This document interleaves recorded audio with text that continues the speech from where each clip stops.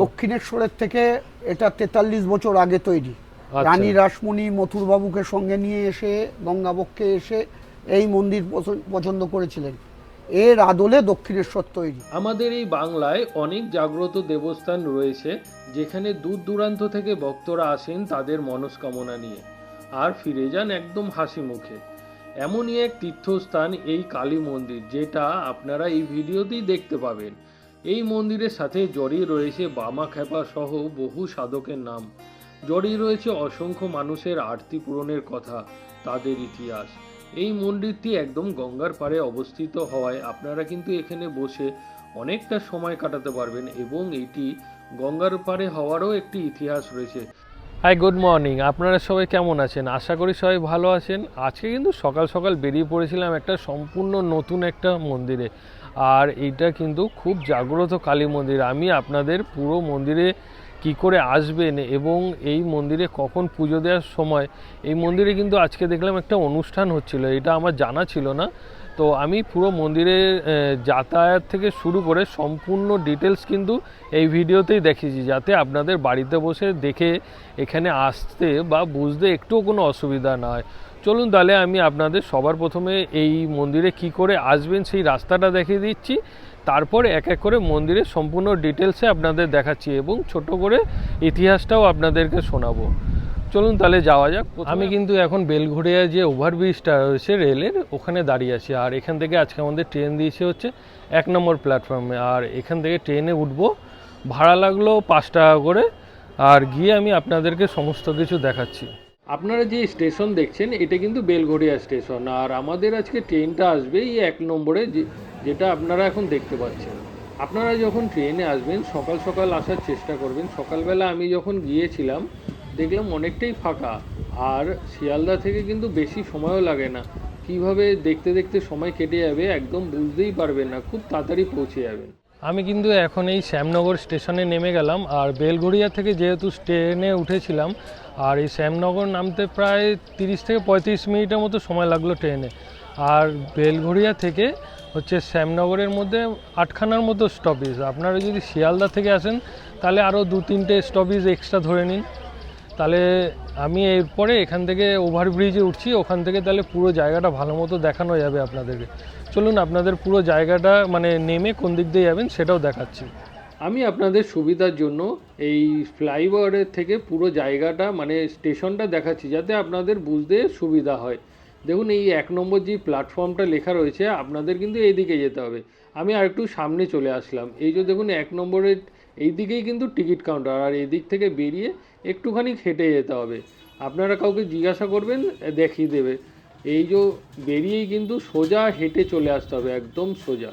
আমি কিন্তু এই দিকটা থেকে হেঁটে হেঁটে আসলাম, আর স্টেশন থেকে এখানে আসতে, মন্দিরে আসতে 5 মিনিটের মতো হাঁটতে হবে।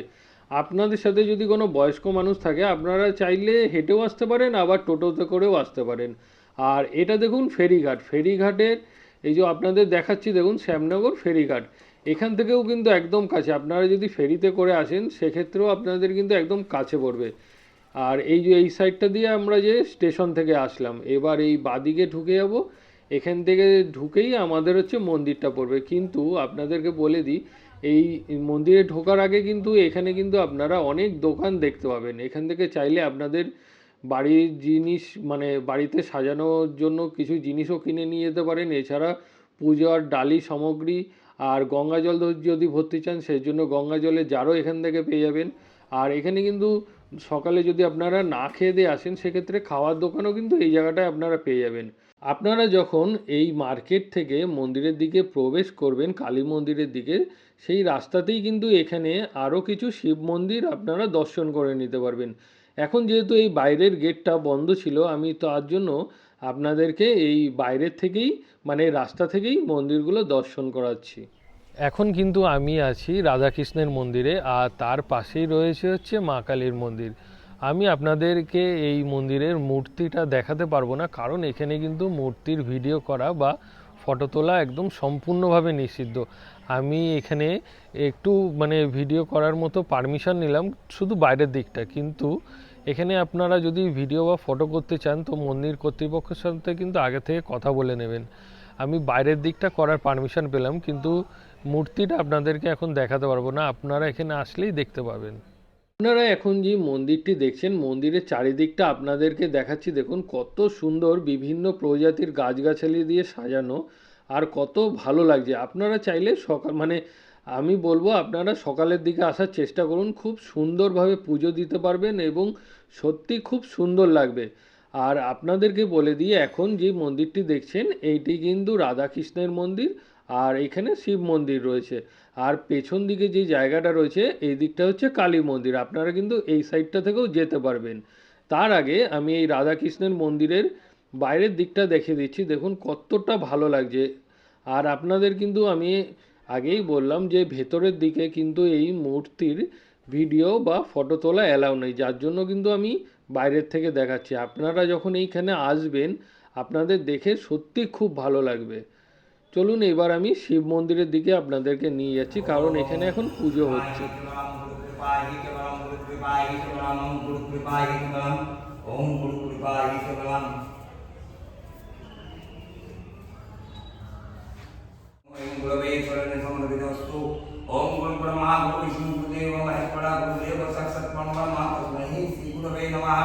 गुरु कृपाहि केवलम गुरु कृपाहि केवलम गुरु कृपाहि केवलम श्रीराम शंकरनाथ भगवान गुरुवे नमः।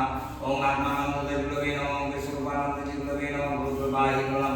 ओम इष्टदेवी क्रीम महाकाल भैरव सन्निधि दक्षिणा कालिका वै नमः। উত্তর 24 পরগনার এই মূলাজোড় ব্রহ্মময়ী কালী মন্দির শ্যামনগর কালীবাড়ি নামেও পরিচিত। ইতিহাস বলে 1809 সালে বৈশাখী পূর্ণিমায় এই মন্দির প্রতিষ্ঠা করেছিলেন কলকাতার পাথুরিয়া ঘাটার জমিদার গোপীমোহন ঠাকুর। তার কন্যা 8 বছরের ব্রহ্মময়ীকে বিয়ের দিন পালকিসহ গঙ্গায় স্নান করানো হয়, কিন্তু এরপর আর ব্রহ্মময়ী খোঁজ মেলেনি। পরে দেহ উদ্ধার হয় শ্যামনগরে, যেখানে আজ এই মন্দির। সেই জায়গায় কথিত আছে গোপীমোহনকে দেবী স্বপ্নদেশ দিয়েছিলেন ও নির্দেশ দিয়েছিলেন ওই জায়গায় মন্দির প্রতিষ্ঠার। আজকে যেদিন আমি এসেছিলাম এই দিন কিন্তু একটি অনুষ্ঠান হচ্ছিল, আপনাদেরকে পুরোটাই আমি দেখাবো। আমি কিন্তু এখন মায়ের মন্দিরে চলে এসেছি, আর যেহেতু প্রথমবার এই মন্দিরে এসেছি, মন্দিরের সামনের দিকটা একটু ভালো মতো ঘুরে নিলাম। আর এবার মাকে পুজো দেওয়ার জন্য এই সামনেই কিছু দোকান আছে, সেখান থেকে ফুল আর মিষ্টি কিনে নেবো, আর আপনাদেরকেও শোনাবো এখানে কত টাকা করে আর কি পুজোর বাটা কিনতে পাওয়া যায়। তাহলে কি আপনাদের বাড়িতে বসেই মনে একটা আইডিয়া চলে আসবে। আর 50 টাকা 100 টাকার ফুলের বাটা কিনলে এখানে তার মধ্যে কী কী দিচ্ছে সেগুলোও দেখাবো আর শোনাবো। চলুন তাহলে দোকানের দিকে যাওয়া যাক। আমি কিন্তু এখন ঠিক মায়ের মন্দিরের সামনেই দাঁড়িয়ে আছি, আর তার থেকে গেটে ঢোকার মুখেই কিন্তু এখানে অনেকগুলো দোকান রয়েছে, যেখান থেকে কিন্তু আপনারা চাইলে পুজোর সামগ্রী জিনিস কিনে নিতে পারবেন। তো আমি এখানে একটা কাকুর সাথে কথা বলিয়ে দেবো, এখানে পুজো সামগ্রী কিনতে গেলে দর্শকদের কেমন কি মূল্য লাগবে। আমার নাম বাচ্চু ভট্টাচার্য, আমি শ্যামনগরেরই বাসিন্দা, এই কালীবাড়ি অঞ্চলেরই। এখানে মা ব্রহ্মময়ীর ডালার দোকান, এবং এখানে পরপর ডালার দোকান আছে। 51, 71, 101, 151, 201, 301, 501, 1001, আপনি যেরকম মানে যে যেমন ইচ্ছা পুজো দিতে পারবেন। এখানে কোনো জোড়াজোড়ি নেই, কিচ্ছু নেই। ব্রাহ্মণদের কাছে নামগোত্র দিয়ে পুজো দিলেই তিনি করে দেবেন। আরেকটা জানার ছিল যে এখানে দর্শকরা যখন আসবেন তো কোন টাইমে আসলে মন্দিরটা খোলা পাবে? এখানে মন্দির খোলার সময় হচ্ছে 7:30 থেকে 12:30, আবার বিকেল 4টে থেকে 8:30 অবধি, কেবলমাত্র পৌষ মাস ব্যতীত। পৌষ মাসে ভোর 5টা থেকে রাত্রি 9টা অবধি খোলা থাকে। আচ্ছা আচ্ছা। আর বলছিলাম যে আপনি বলছিলেন না 50 টাকায় এই যে এই সন্দেশ যেগুলো আছে ছোটগুলো, হ্যাঁ, এগুলো 50 টাকায় কটা দেওয়া যাবে? 51 টাকা। হ্যাঁ, 2 রকম বাতাসা নকুলদানা, 4টে সন্দেশ, সিঁদুর, মোমবাতি, ধূপকাঠি, ফুল সবকিছু মিলিয়ে 50 টাকা 4টে সন্দেশ। আর নিচের গুলো 10 টাকা পিস, ওপরের গুলো 7 টাকা পিস। যদি পিস হিসাবে নিতে চায় সেটাও নিতে হবে, সেটাও নিতে পারে। এই মা খুবই জাগ্রত। 1219-এর 31শে বৈশাখ, অর্থাৎ আজ থেকে 213 বছর আগে এই মা প্রতিষ্ঠিত হয়েছিল। গোপীমোহন ঠাকুরের কন্যা এই মা ব্রহ্মময়ী, এইখানে ওনার দেহ উদ্ধার হয়েছিল। বিয়ের দিনে উনি গঙ্গায় ডুবে গেছিলেন, তা সেইখানটায় এখানে প্রতিষ্ঠা হয়েছিল। আচ্ছা, আর ছোট করে যদি একটু ইতিহাসটা বলে দেন। 1219-এর 31শে বৈশাখ এইটা প্রতিষ্ঠা হলো। ওনার যেদিন ব্রহ্মময়ী মায়ের যেদিনকে বিয়ের দিন, 9 বছর বয়সে, তখন সূর্য দেখা যেত না, তা সূর্য না দেখিয়েই আর কি ওনাকে গঙ্গায় স্নান করতে নিয়ে গেছিলো পালকি করে, ওইখানে ডুবে যায়। তার দুদিন বাদে এই ঘাটে এসেছিলেন, তখন এটা বর্ধমানের জমিদারের সম্পত্তি ছিল।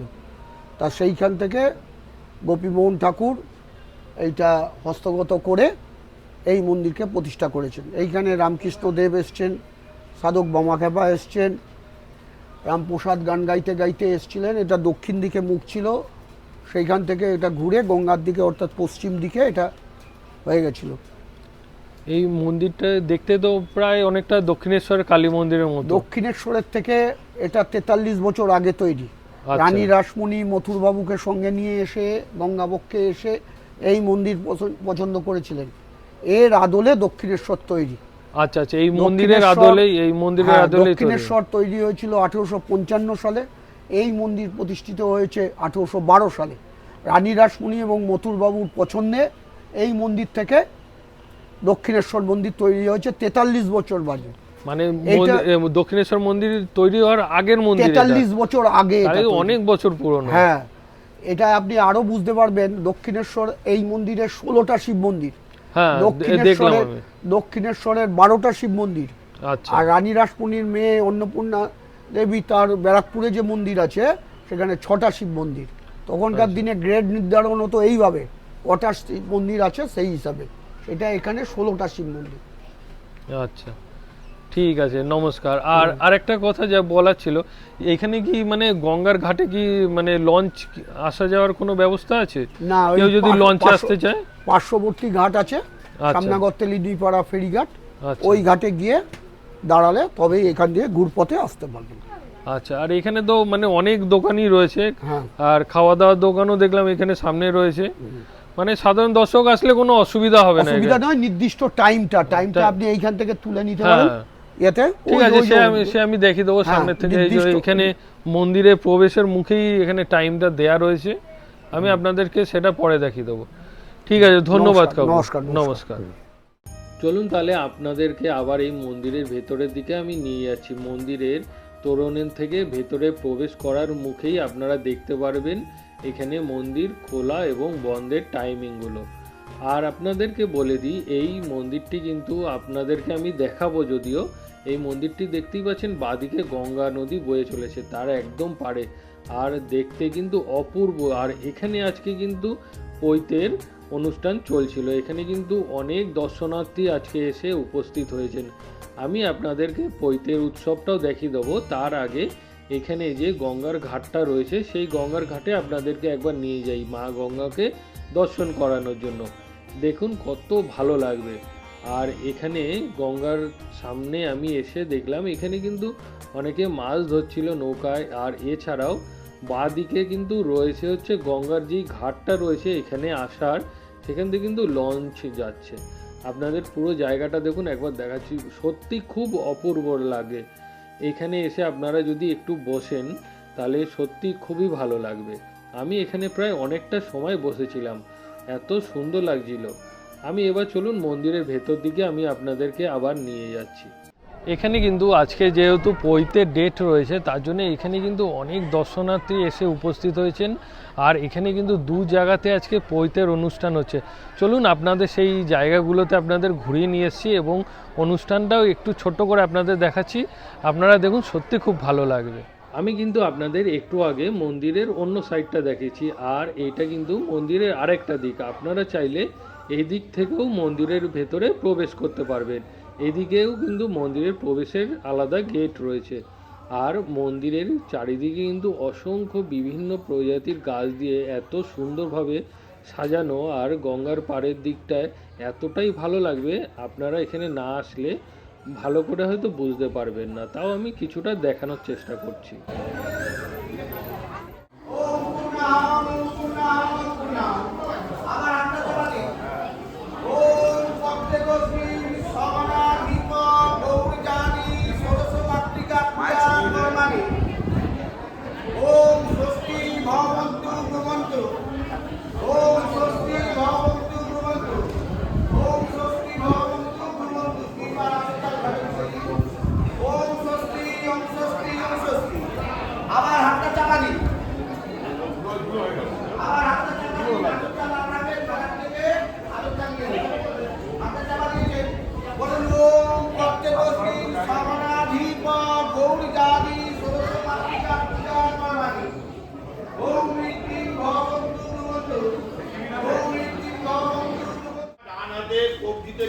যাদের বইতে হচ্ছে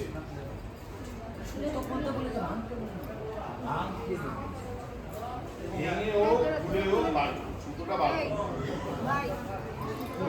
জানাদের বইতে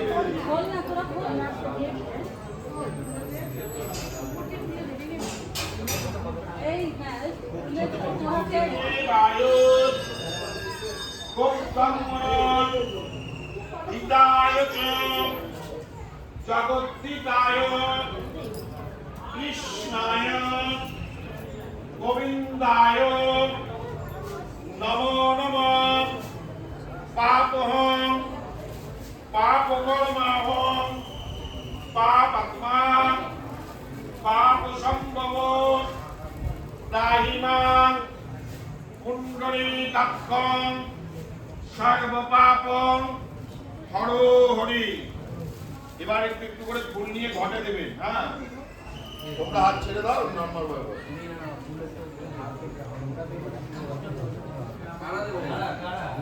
যারা কাজ করছে, যাদের বৈধ হচ্ছে তাদের, ঠিক আছে?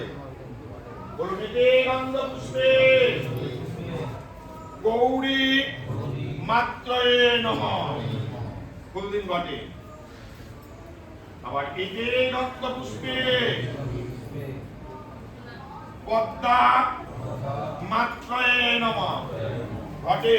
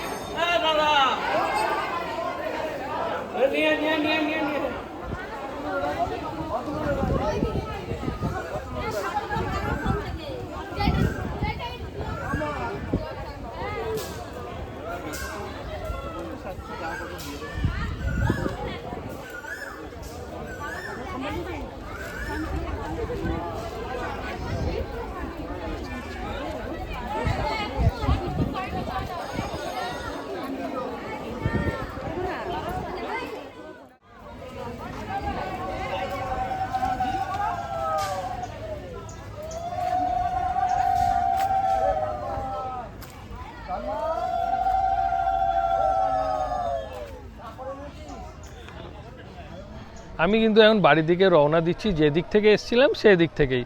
আপনাদেরকে সম্পূর্ণ মন্দিরটা দেখালাম। যেহেতু মন্দিরের ভেতরে ভিডিওগ্রাফি বা ফটো তোলা একদম সম্পূর্ণভাবে নিষিদ্ধ, তার জন্য কিন্তু আমি ভেতরটা আপনাদের দেখাতে পারলাম না।